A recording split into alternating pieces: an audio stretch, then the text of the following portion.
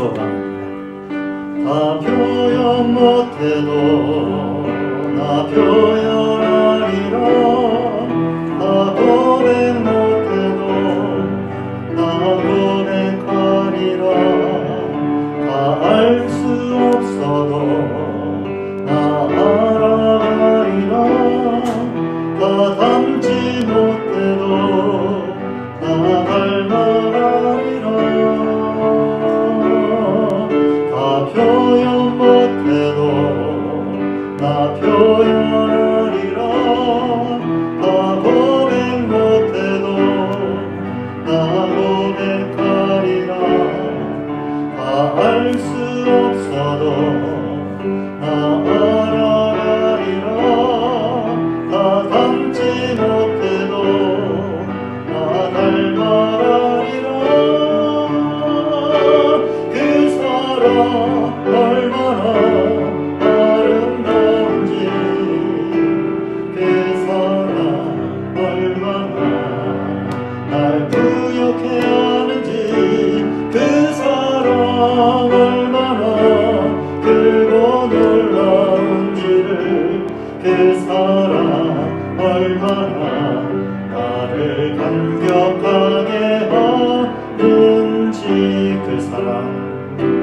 그 사랑 얼마나 아름다운지, 그 사랑 얼마나 날 부욕해 하는지, 그 사랑 얼마나 크고 놀라운지를, 그 사랑 얼마나 나를 감격하게 하는지. 당신은 영광에, 당신은 영광이라. 당신은 평강의 왕, 당신은 하늘과 땅의 주, 당신은 정의의 아들. 천사가 무릎 꿇고 예배하고 찬양하네. 영원한 생명 말씀, 당신은 예수 그리스도 주. 호산나 다윗의 자손께, 호산나 불러 왕중의 왕. 높은 하늘에 영광을 예수 주 되시려네. 천사가 무릎 꿇고, 천사가 무릎 꿇고 예배하고 찬양하네. 영원한 생명과 날새, 당신은 예수 그리스도 주. 호산나 다윗의 자손께, 호산나 불러 왕중의 왕. 높은 하늘에 영광을 예수 주 되시려니. 199번 모든 영광을 하나님께.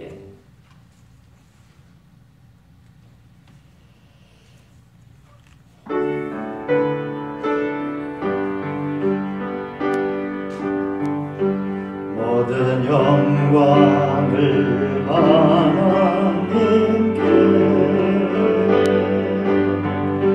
모든 영광을 하나님께.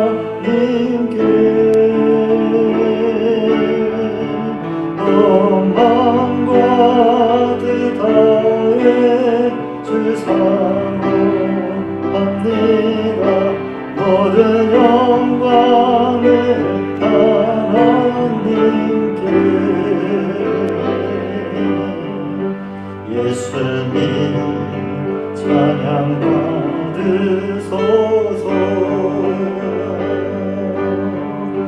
예수님 찬양 받으소서.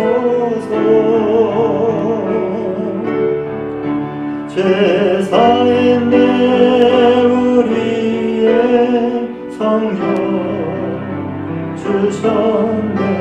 예수님 찬양 받으소서. 위로의 성령님이시여 위로의 성령님이시여 우리 안에 계셔서 늘 인도하셨네. 위로의 성령님이시여.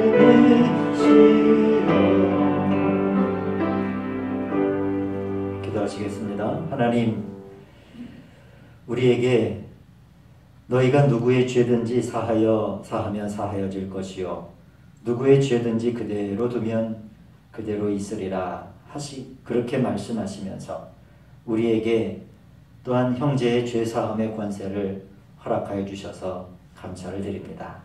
이제 우리가 그러한 예수님의 마음을 배우게 하시고 주님께서 우리에게 위임하신 영적인 권세를 저희들이 땅에 묻지 않게 하시고 세상을 살아가며 하나님의 복음을 든 사자로서 이 세상에서 주의 자녀로 주님이 세우신 군사로서 그 주신 권세를 잘 사용할 수 있는 우리 그리스도인들 되게 하여 주시옵소서.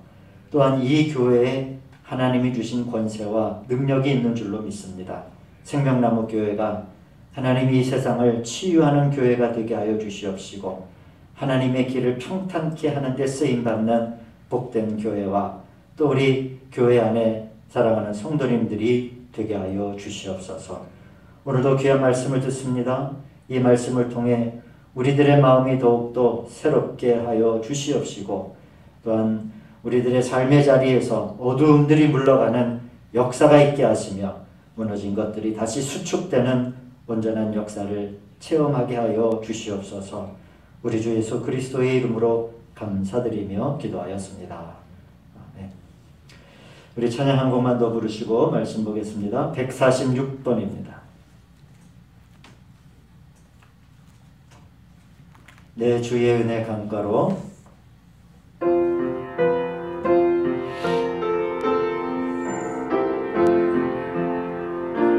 내 주의 은혜 강가로 저 십자가의 강가로 내 주의 사랑 있는 곳 내 주의 강가로 내 주의 은혜 강가로 저 십자가의 강가로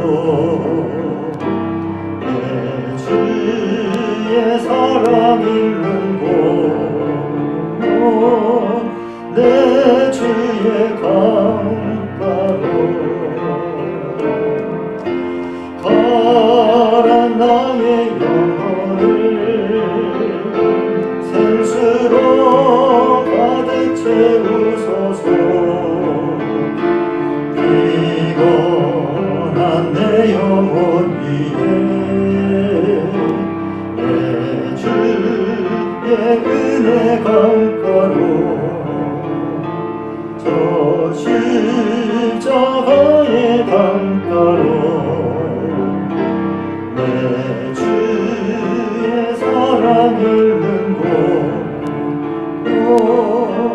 내 주의 강가로.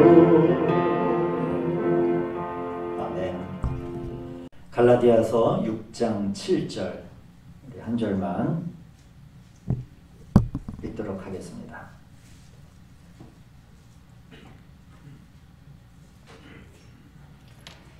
찾으셨죠? 우리 함께 읽습니다.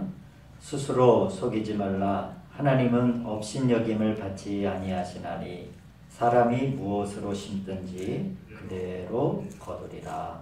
아멘. 자, 우리 옆에 계신 분과 인사 나누시겠습니다. 살아오고 싶어 합니다. 네, 반갑습니다. 네. 지난 시간에 제가 이제 용서에 관한 메시지를 나누면서 이제 성경에서 이 용서를 어떻게 좀 구별해서 우리가 배울 수 있는가 말씀을 나눴습니다. 이제 우리가 믿음의 길 필수 과정 오늘 이제 마지막 시간이 될 것 같은데, 자, 우리에게는 영원한 용서가, 성경에는 용서를 네 가지로 구별해서 말씀할 수 있다라고 말씀을 드렸어요. 영원한 용서가 있고, 교회를 통한 용서가 있고, 또 교통의 용서가 있고, 그리고 행정적인 용서가 있다. 지난 시간 세 가지를 다 우리가 나누었습니다. 영원한 용서라고 하는 것은 이 구원받게 하심을 가능케 한 하나님의 용서를 말하는 거죠. 이것은 난 용서 안 받을래요. 난 용서가 필요 없어요. 용서가 무엇이죠? 그게 뭐죠? 그것과는 전혀 상관이 없어요. 전적인 하나님의 창조하신 이 세계에서 창조주로서 그분이 가시는 길이에요. 이게 영원한 용서. 저와 여러분들은 다 이 용서를 체험한 사람들입니다. 두 번째는 또한 그런 용서만 있는 것이 아니라 성경에는 교회를 통한 용서가 있다라고 하는 거예요. 즉 우리 요한복음 20장을 보시면은 20장 22절에서 예수님께서 성령을 받으라 이렇게 말씀하신 뒤에 성령을 받은 사람들이 해야 되는 바로 그 다음의 일이 뭐냐면, 너희가 누구의 죄든지 사하면 사하여지고 그 죄를 그대로 두면 그냥 그대로 있는 거예요. 그러면서 이제 우리가 하나님께서 직접적으로 내 죄를 용서하노라 라고 하는 말씀도 계시겠지만은, 그러나 더 많은 경우 하나님은 이 교회를 통해 하나님께서 당신의 죄를 용서하셨습니다 라고 그렇게 말하기를 원하신다는 거예요. 그런데 그것은 단순하게 어떤 교리적이고 형식적인 그런 용서가 아니에요. 아닙니다. 나와 있는 대로 우리가 주님의 깊은 성령을 그분의 숨 가운데 체험하면, 왜 우리가 당신의 죄가 하나님으로부터 당신의 죄가 사하여졌습니다 라고 우리가 그 하나님의 마음을 대변할 수 있는지를 알게 돼요. 성령을 우리가 깊이 체험하게 되면 이 외면적인 용서가 아니라 전제가 있는 용서죠. 우리 교회가 성령이 가득한 교회가 되면 바로 이 용서의 역사들이 많이 나타나는 거예요.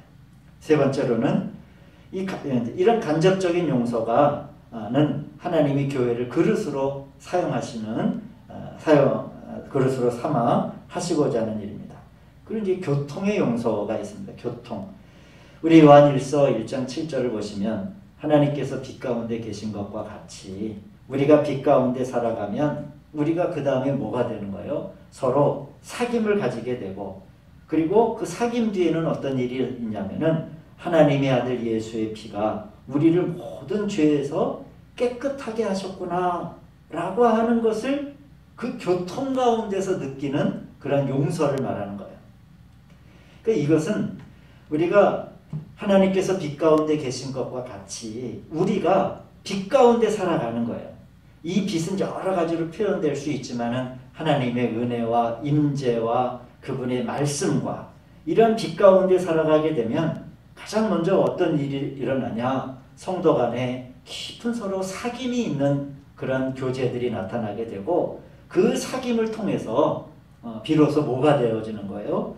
하나님의 아들 예수의 피가 우리를 모든 죄에서 깨끗하게 하신 거구나 라고 하는 이러한 용서의 은혜들, 비로소 그게 용서의 사건들이 나타나는 거죠.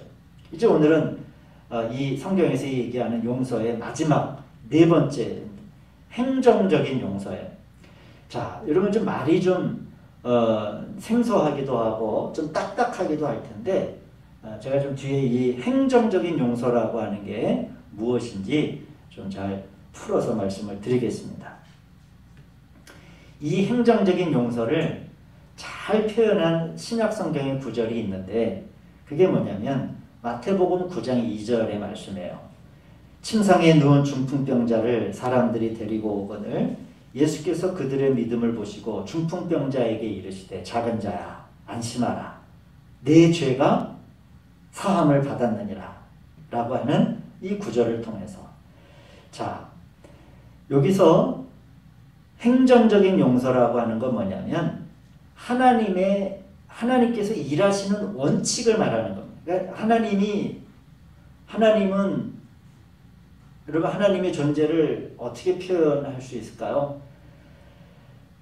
말씀으로 이 세상을 지으신 하나님이 만약에 어떤 일을 하신다라고 하면은 어떻게 보면 우리가 전혀 알지 못하는 방식으로 하나님이 일하실 수도 있어요. 이 사람의 한계를 그 안에 갇히실 분이 아니니까. 그러나 우리 인간은 우리의 지식과 지혜와 우리가 볼 수 있는 명확한 한계가 있잖아요. 우리는 그 아는 한계 안에서 인식하는 겁니다. 물리적으로도 그렇잖아요. 지구가 자전하는 소리를 못 듣잖아요. 그건 우리의 인식의 밖에 있는 거니까.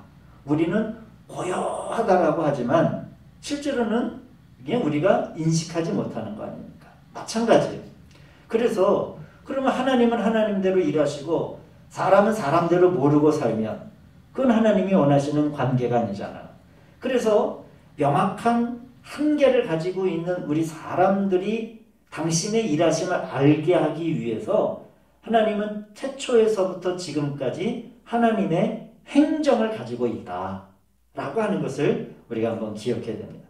이제 그걸 하나님의 원칙과 하나님의 방식 또 방법이라고도 얘기할 수 있는데 사실 하나님의 이 행정을 우리가 알면은 참 우리는 더욱더 하나님을 우리가 이 육신 안에서 더 깊이 많이 알아갈 수 있습니다. 자, 제가 이제 지난주 했던 얘기를 이제 예화를 다시 이 부분에서 드려야 될 것 같아요. 제가 이제 지난주 이제 주애를 예를 들어서 했는데 주애가 꿀단지를 반을 퍼먹어서 이제 엄마한테 그 이야기를 사실대로 다 고백을 하고 그 이제 엄마로부터 용서를 받았어요. 하지 말라고 한 걸 한 것에 대해서 주야 그렇지 이해가 됐지? 그래서 이전과 똑같은 관계가 회복이 돼요. 이게 교통의 용서예요. 그러나 이 교통의 용서와 행정적인 용서는 다릅니다. 뭐가 다르냐면 한 가지 변화하는 게 있어요. 이제는 죄가 그 전에 했던 일을 다 했다고 하더라도 그래 다음부터는 그러지 말아야 돼. 그리고 그 일을 다시는 묻지 아니하고 다시는 그것에 대해서 어떤 책임을 추궁하지 않아요. 단지 끝났어요. 그리고 이전에 똑같이 따뜻한 얼굴 모든 관계가 회복이 됐어요. 그러나 하나님의 입장에서는 변화가 생길 수 있어요. 어떤 변화가 생기냐면은 이제는 외출을 할 때 그 꿀이 든 진열장 문을 어떻게 할 수 있어요? 잠그시는 거예요. 하나님이 잠그실 수 있다는 거예요. 그러니까 딸과 엄마의 관계는 어떠한 변함이 없어요. 똑같이 회복이 됐지만은 그러나 그 이후에 하나님이 일하시는 방식이 바뀝니다. 그러니까 이 하나님과의 교통과 하나님의 행정은 완전히 별개의 문제다라고 하는 것을 알 수 있습니다. 엄마의 방법이 달라진 거예요. 예를 들면 성경에서 에덴 동산에서 사람이 하나님의 말씀하신 바를 어겨 죄가 그 안에 주입이 되고 이제 그 에덴 동산에서 추방이 되잖아요. 그렇죠? 하나님은 그들에게 동물 가죽으로 나뭇잎이 아니라 피를 흘린 동물 가죽으로 그들의 부끄러운 부분을 옷을 해서 입히신 다음에 용서를 하세요. 그리고 그들은 숨었지만은 하나님은 그들을 찾아내시잖아요. 아담아, 하와야. 그러면서 그 동물의 피를 흘렸다라고 하는 것은 이후에 그들에게 주입된 이 죄가 이제 이 다음에 어떻게 그 죄를 하나님께서 피 흘리심으로 용서하실 것인가 라고 하는 걸 나타내는 것이 짐승의 가죽입니다. 가죽을 피 흘림 없이 잡을 수는 없잖아요. 교통이 회복이 됐어요. 그러나 뭐가 바뀌게 됩니까? 그들을 그 에덴 동산에서 내어 쫓으신 다음에 불검을 그 동산 입구에 두어 다시는 그 동산으로 되돌아가지 못하게 하세요. 성경에는 창세기 3장 24절을 보시면 이같이 하나님이 그 사람을 쫓아내시고 에덴 동산 동쪽에 그룹들과 두루 도는 불칼을 두어 생명나무의 길을 지키게 하셨다 라고 하는 거예요. 이제 교통은 회복이 되고 다시 장소는 좀 바뀌었지만은 아버지와 피조물로서의 아담과 해와의 관계는 이전으로 다시 돌아갔지만 그러나 뭐가 달라져요? 이제 불검을 그 동산 입구에 두어 하나님이 거기에 잠그시는 거예요. 그래서 여러분 행정적인 용서라고 하는 건 뭐냐면 이렇게 어느 날 이제 시간이 많이 흘러서 엄마가 주애를 보고 이제 저는 진열장 문을 열어놓다 잠궜던 그건 이제 아무런 문제가 되지 않는다 라고 생각이 들 때 엄마는 그 진열장 문을 열쇠를 푸는 거예요. 잠그지 않고.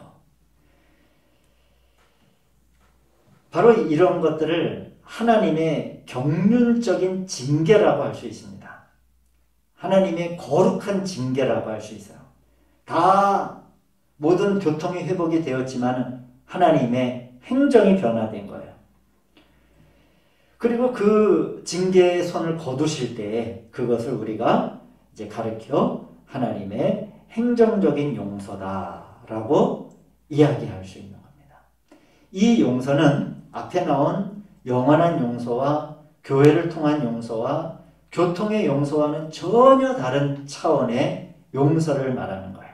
지금 이것은 저와 여러분들이 이 과정 안에 있을 수도 있어요.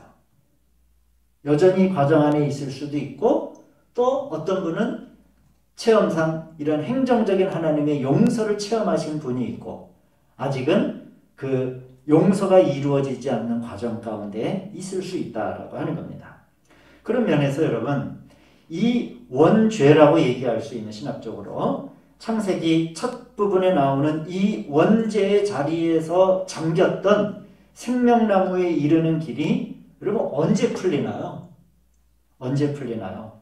이제 마지막 때에 그 생명나무에 이르는 열쇠는 마지막 날에 주님이 이 땅에 재림하시고 임재하실 때 이제 생명수와 그 강가에 생명나무가 자라는 하나님의 나라로 우리를 이끌어갈 때 말하자면 이 큰 원초적인 모든 행정적인 용서 이건 하나님의 방법이거든요.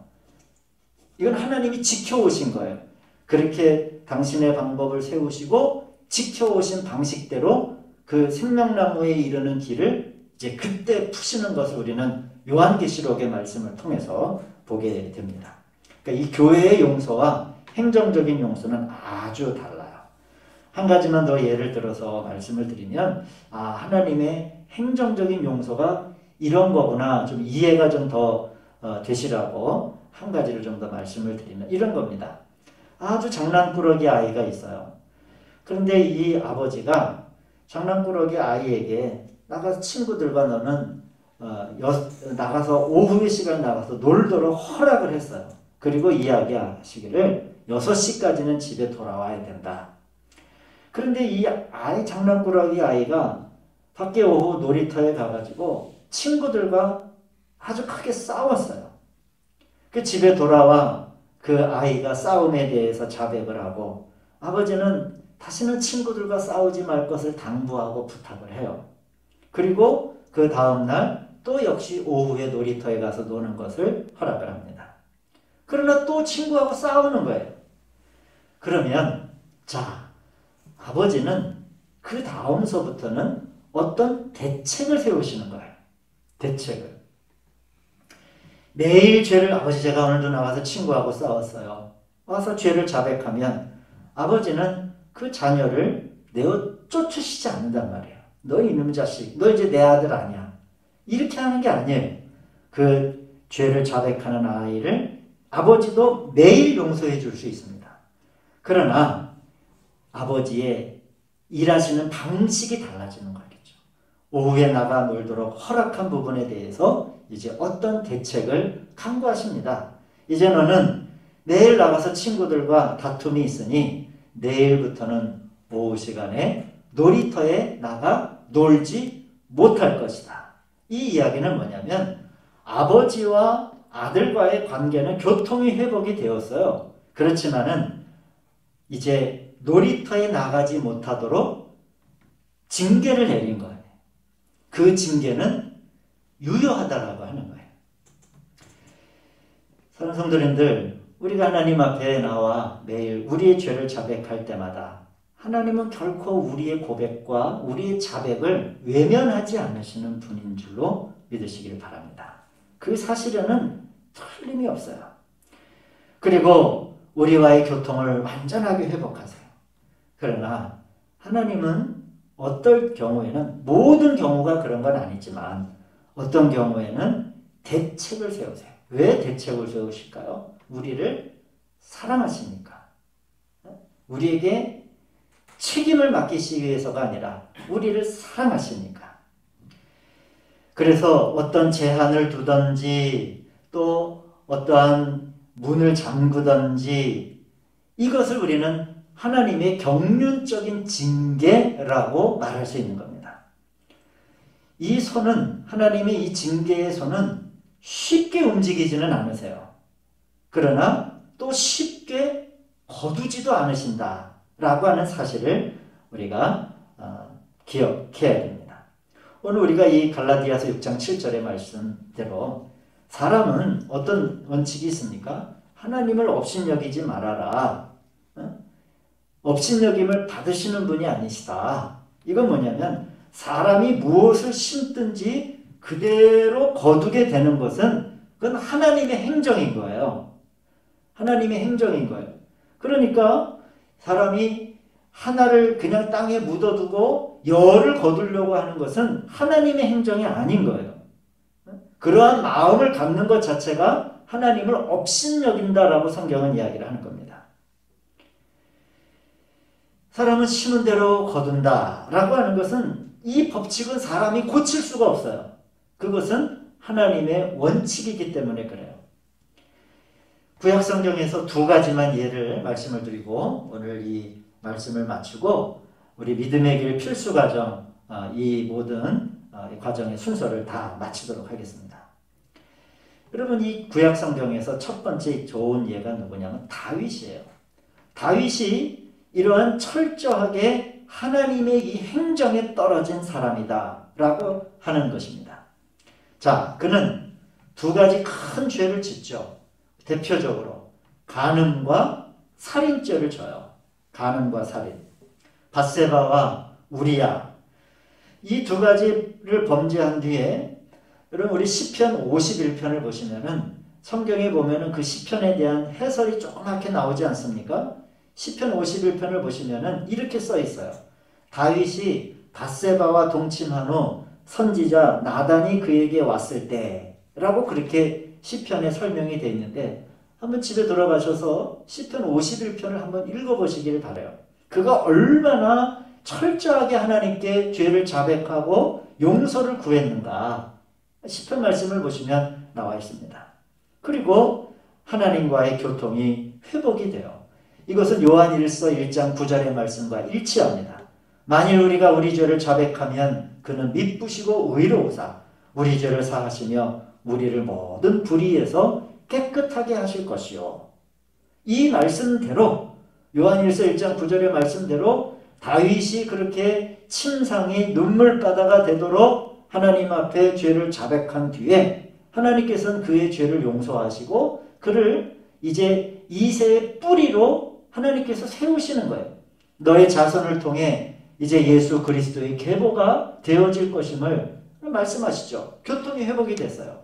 그러나 하나님의 다윗을 향한 하나님의 행정이 바뀝니다. 어떻게 바뀝니까? 우리 한 구절 성경 말씀 보겠습니다. 사무엘 하 12장을 한번 찾아보시죠. 구약성경 사무엘하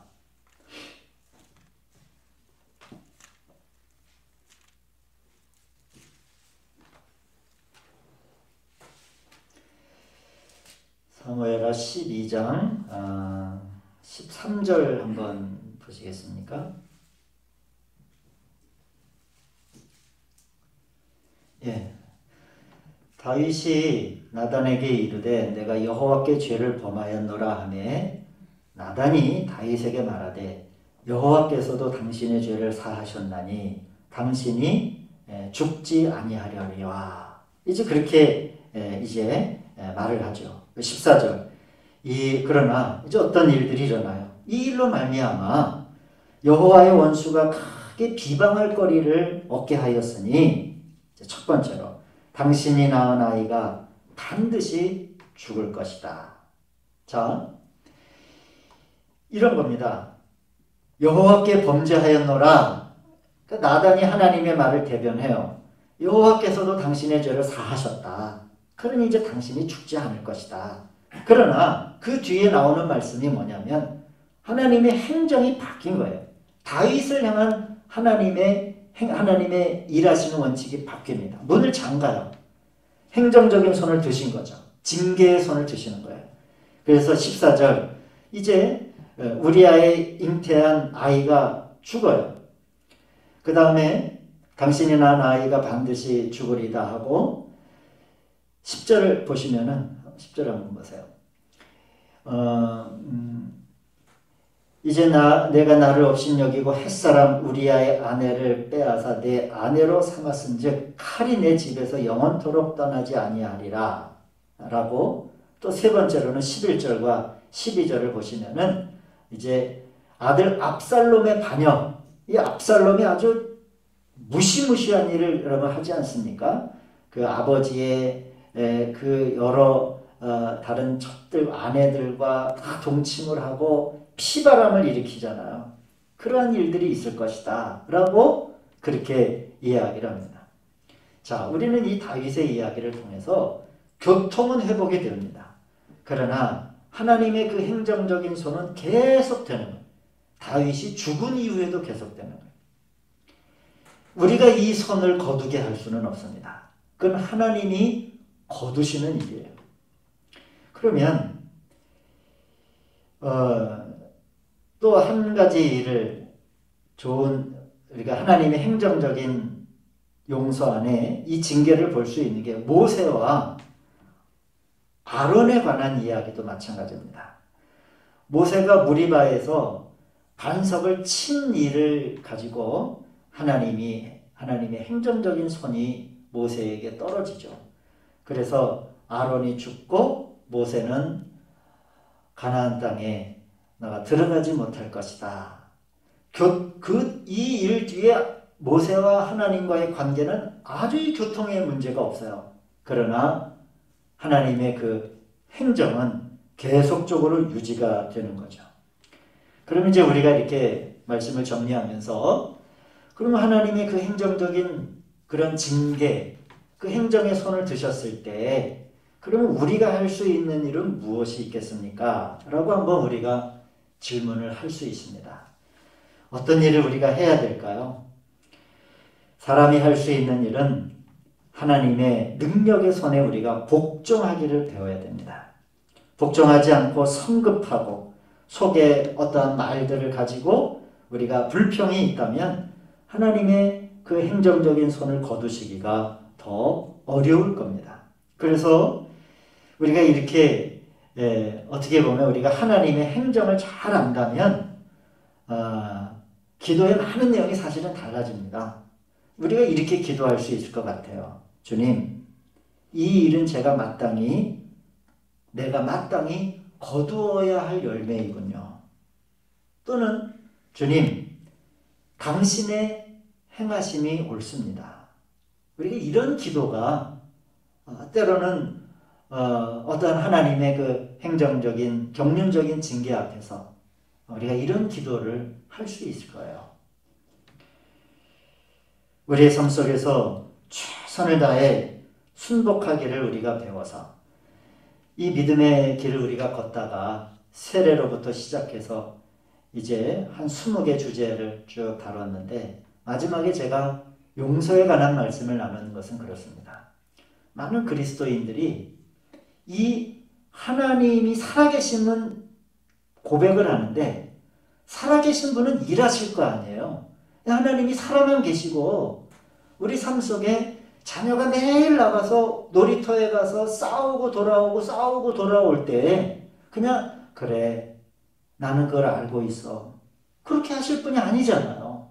하나님의 살아계심을 믿는다면 하나님도 어떤 방식으로 일하신다라고 하는 것을 우리가 알아야 되겠죠. 우리가 그거를 안다면 우리의 삶 속에서 최선을 다해 하나님의 그 행정에 우리가 순복하기를 배워야 되겠죠. 이런 기도가 우리 신앙생활을 하면서 또는 많은 그리스도인들이 왜 나에게 이런 일들이 있을까? 왜 나는 이렇게 잠겼을까? 왜 길이 나에겐 이렇게 막혔을까? 라고 우리가 생각이 들 때 하나님은 우리를 시험하기를 원하시는 분은 아니거든요. 그런 생각이 들 때 주님 우리를 긍휼히 여기사 나로 이 때를 잘 통과할 수 있게 하소서.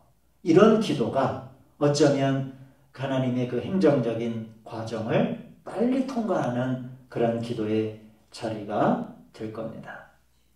우리 이런 기도와 간구가 사랑하는 성도님들 믿음 생활에서 많이 고백되어지고 오늘도 이 시간도 가장 정확하고 명확한 방식으로 일하시는 그런 하나님의 행정에 그 일하심을 우리가 깨닫고 또 우리가 깊이 당신의 일하심을 우리가 기억하며 우리를 긍휼히 여겨 주시옵소서. 이런 기도가 우리 교회의 기도가 되고 우리 저와 여러분들의 또 기도가 되시길 주님의 이름으로 권면을 드립니다. 기도하시겠습니다.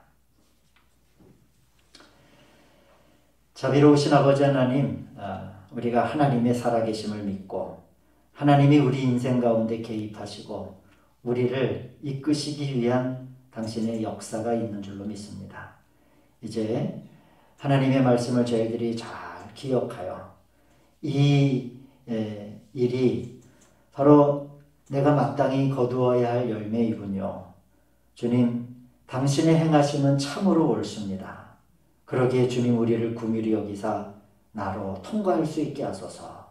이런 기도를 통하여 하나님 당신의 길 가운데 중단 없이 믿음의 길을 잘 걸어갈 수 있는 복의 사람들이 되게 하여 주시옵소서. 오늘도 우리의 길을 깨우쳐 주시고 일러주시는 또 우리로 하여금 밝은 빛 가운데로 인도하시는 우리 주 예수 그리스도의 손을 바라보며 예수님의 이름으로 기도하였습니다.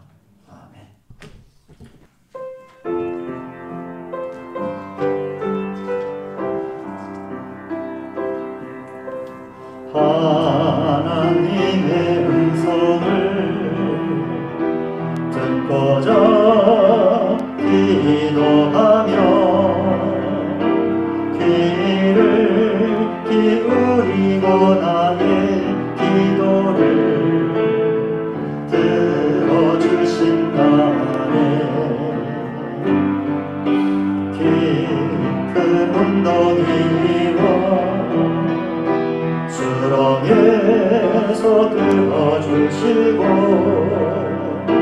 나의 발을 반석 위에 세우시사 나를 튼튼히 하셨네. 새 노래로 부르자 따라라 하나님께 올릴 찬송을 새 노래로 부르자 하나님 사랑을 주를 의지하고 교만하지 않으며 거짓에 치우치지 아니하며 복이 있으리라.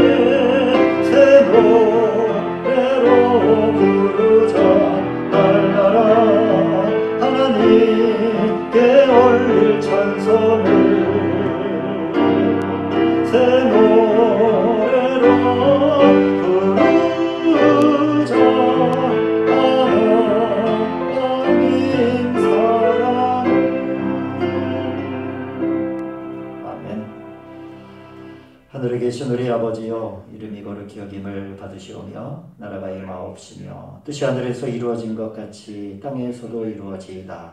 오늘날 우리에게 일용할 양식을 주시옵고 우리가 우리에게 죄 지은 자를 사하여 준 것 같이 우리 죄를 사하여 주시옵고 우리를 시험에 들게 하지 마시옵고 다만 악에서 구하시옵소서. 나라와 권세와 영광이 아버지께 영원히 있사옵나이다. 아멘.